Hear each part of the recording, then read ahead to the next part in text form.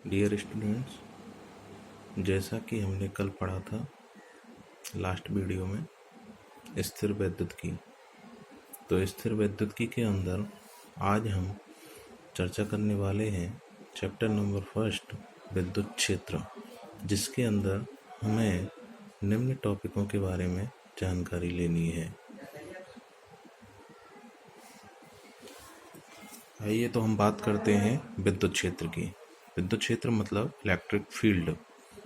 तो सबसे पहले हमने बात की थी विद्युत क्षेत्र। तो विद्युत क्षेत्र बात करने से पहले हम बात कर रहे थे विद्युत की, और विद्युत के बारे में मैंने चर्चा की थी। तो आपको बताया था कि यहाँ हम बात करेंगे विद्युत आवेश की।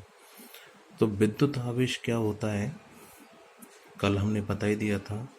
किसी वस्तु का एक मूलभूत जन्मजात गुण होता है, लेकिन भौतिक विज्ञान की परिभाषा से अगर हम इसको परिभाषित करें तो क्या होगा, विद्युत आवेश पदार्थ का वह गुण है जिसके कारण वह विद्युत तथा चुंबकीय प्रभाव उत्पन्न करता है अथवा इसका अनुभव करता है।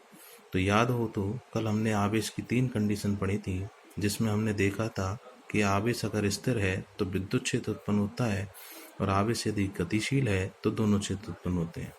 तो इसका मतलब अगर ये दोनों प्रभाव उत्पन्न हो रहे हैं तो उसी को हम क्या बोलेंगे, आवेश बोलेंगे। जो उत्पन्न करता है वो कौन करता है, आवेश उत्पन्न करता है।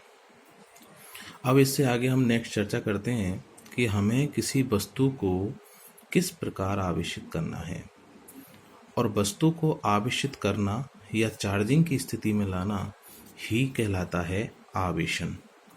तो इसका मतलब हम चर्चा कर रहे हैं आवेशन की क्रिया पर। तो आवेशन की क्रिया के लिए आरबीएससी की बुक में किसी वस्तु को 3 प्रकार से आवेशित किया जा सकता है, और हमने कल हमने ये चर्चा भी की थी, आपको याद हो तो, कि हमने ये बोला था कि वस्तु को संपर्क करा के, मतलब घर्षण करा के, या बिना संपर्क के भी हम क्या कर सकते हैं, आवेशित कर सकते हैं। घर्षण विद्युत मतलब घर्षण द्वारा आवेशन, विद्युत मतलब आवेशन, चार्जिंग करना, चार्जिंग बाय फ्रिक्शन। प्रेरण विद्युत या विद्युत प्रेरण अर्थात प्रेरण द्वारा आवेशन, यानी यहाँ तो दोनों वस्तुओं को हम संपर्क में लाएंगे, लेकिन प्रेरण विद्युत या विद्युत प्रेरण में हम वस्तु को संपर्क में नहीं लाएंगे।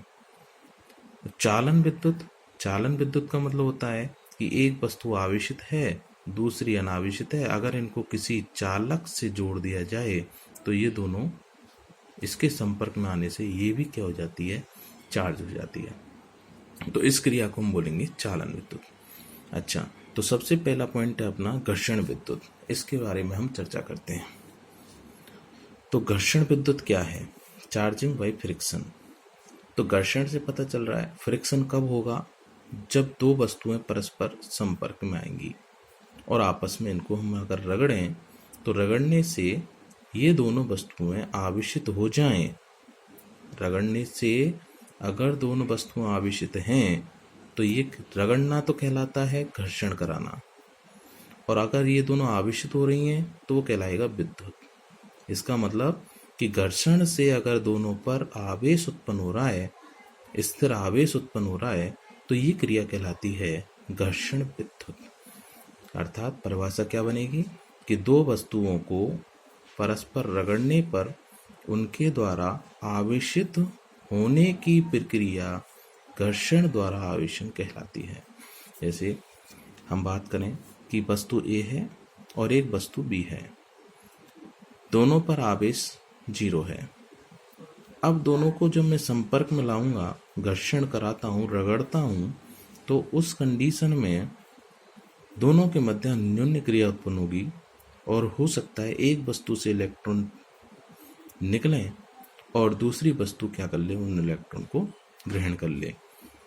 तो जैसे मान के चलें हम कि ए वस्तु से कुछ इलेक्ट्रॉन निकले और उन इलेक्ट्रॉनों को बी ने क्या कर लिया, ग्रहण कर लिया।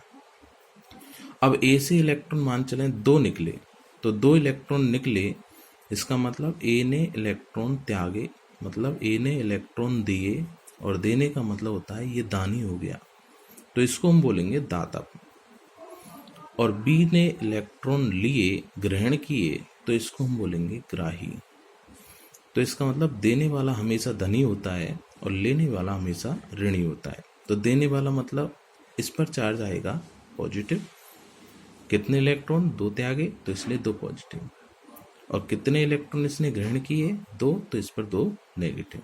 इसका मतलब यहाँ पर जो आवेश आया है वो एक प्लस में आया है और एक माइनस में आया है।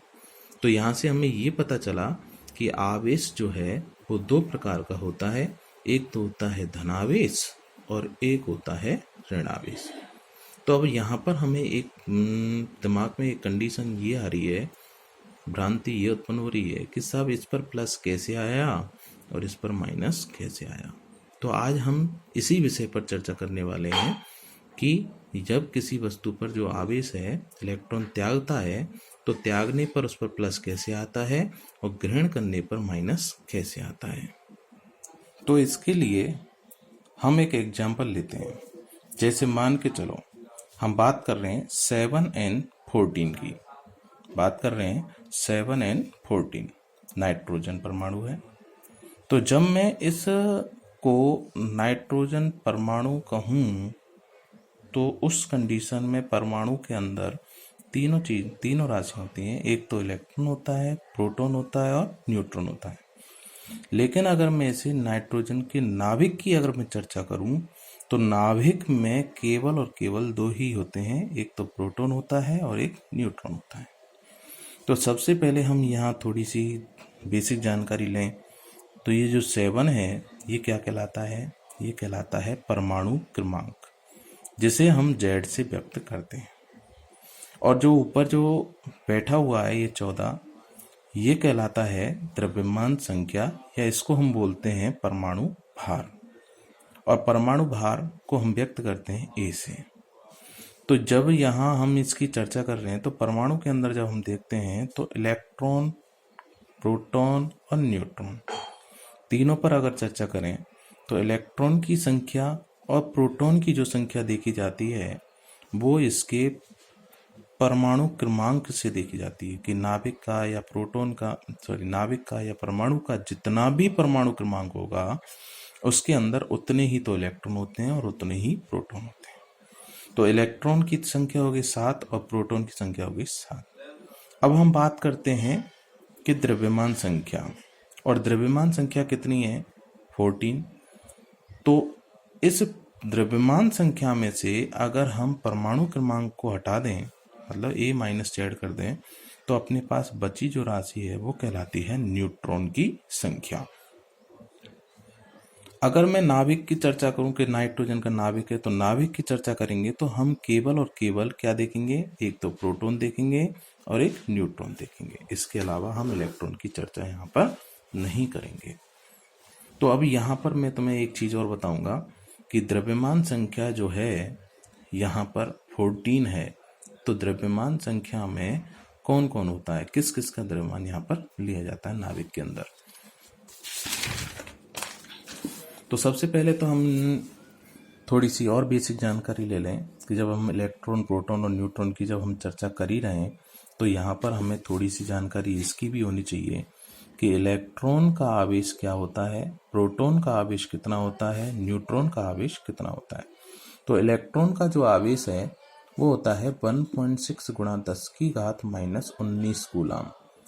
प्रोटॉन का जो आवेश है वो होता है 1.6 गुणा 10⁻⁻19 कूलम। तो अंतर क्या रहा दोनों में कि साहब इलेक्ट्रॉन पर जो प्रकृति है आवेश की वो तो नेगेटिव होती है और प्रोटॉन पर जो प्रकृति है वो पॉजिटिव होती है। लेकिन न्यूट्रॉन जो है वो उदासीन होता है, इस पर कोई चार्ज नहीं होता, यह आवेश रहित होता है। इलेक्ट्रॉन का जो द्रव्यमान है वो होता है 9.1 गुणा 10⁻31 किलोग्राम।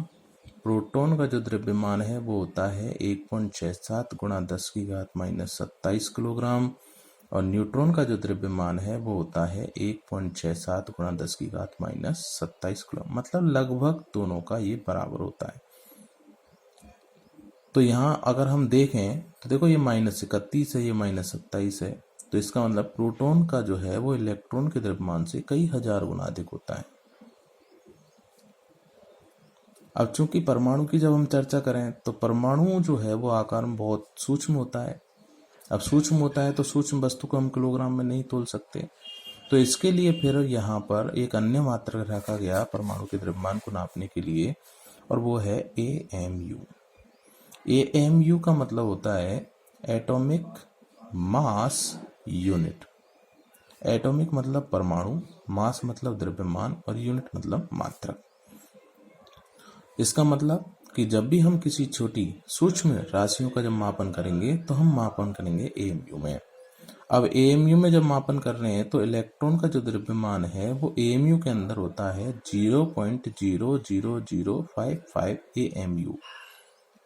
प्रोटॉन का जो द्रव्यमान है वो होता है 1.00727 AMU, और न्यूट्रॉन का जो द्रव्यमान है वो होता है 1.00866 AMU।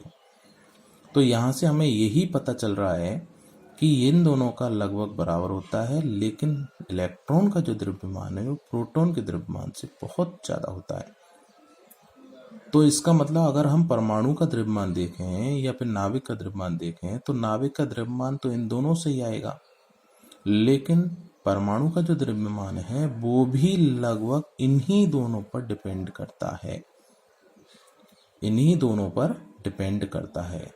क्यों? इलेक्ट्रॉन का द्रव्यमान तो नगण्य होता है इनकी तुलना में, इसलिए यहाँ पर नाभिक का जो द्रव्यमान है वो, या फिर परमाणु का जो द्रव्यमान है वो केवल और केवल प्रोटॉन और न्यूट्रॉन के द्रव्यमान के तुल्य होता है लगभग।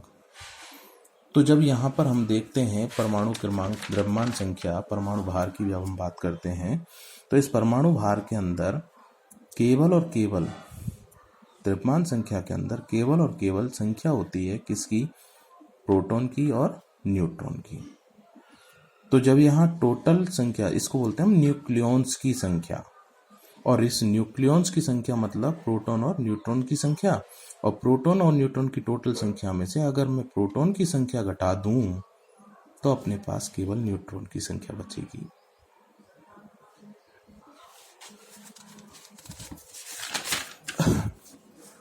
और एक चीज और देख लेते हैं कि एक AMU में 1.66 गुणा 10⁻⁻27 किलोग्राम, मतलब AMU को अगर किलोग्राम में चेंज करना है तो इस प्रकार करेंगे, और किलोग्राम को अगर AMU में चेंज करना है तो इतने का इसमें भाग लगा देंगे। ठीक है प्रिय छात्रों, आज की वीडियो में यहीं समाप्त कर रहा हूँ। आगे नेक्स्ट चर्चा में अगली वीडियो में करूँगा। ठीक, धन्यवाद। वीडियो पसंद आए तो लाइक एंड सब्सक्राइब जरूर करें।